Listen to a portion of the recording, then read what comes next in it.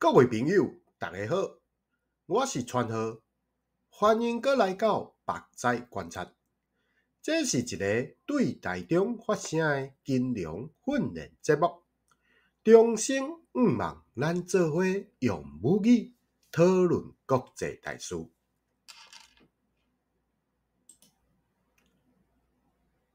11月14日，礼拜五，黄金现货价落 1.9%， 收至每盎司4081块美元。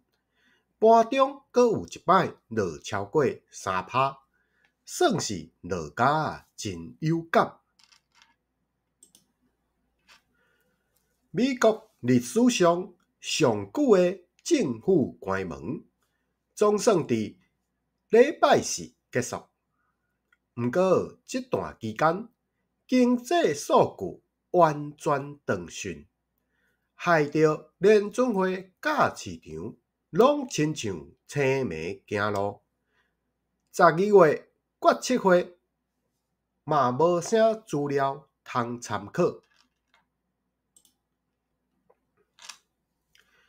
投资人本来希望数据若公布会显示经济有慢落来，互12月降利息的机会变悬一寡。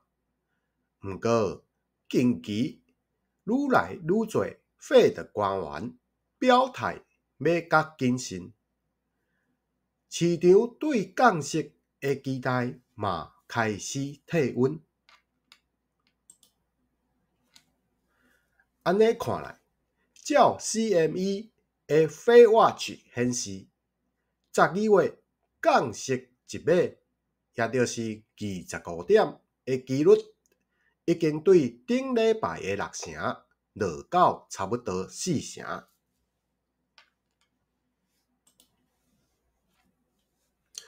最后，感谢收看，再会。